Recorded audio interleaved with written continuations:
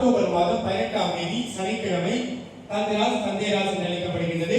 அன்றைய நாளில் தங்கம், வெள்ளி போன்ற பொருட்களை வாங்குவதும் மகாலட்சுமி தாயாருக்கு உகந்த பொருட்களை வாங்குவதும் மிகவும் விசேஷமாகும்.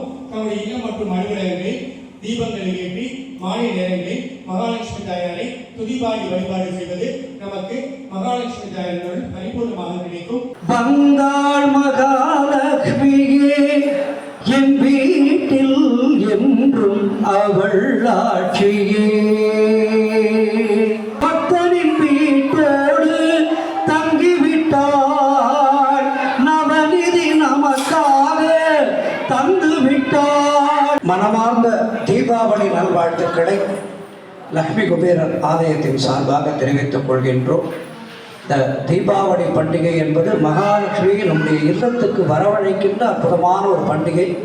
ஆகவே இந்த பண்டிகை நாளிலே தவறாமல் நமக்கு எவ்வளவு வேலை இருந்தாலும் எல்லா வேலைகளையும் முடித்து கொண்டு குபேரரையும் மகாலட்சுமியையும் வந்து தரிசனம் செய்து நம்முடைய குழந்தைகளுக்கும் தரிசனத்தை செய்வித்து குழந்தைகளுக்கு எப்போதும் கோவிலுக்கு செல்கின்ற எண்ணத்தை நாம் வளர்த்து அவர்களுக்கும் பக்தி உணர்வை ஊட்ட வேண்டும். அனைவருக்கும் மீண்டும் மீண்டும் என்னுடைய நெஞ்சார்ந்த தீபாவளி நல்வாழ்த்துக்களை தெரிவித்துக் கொள்கின்றேன்.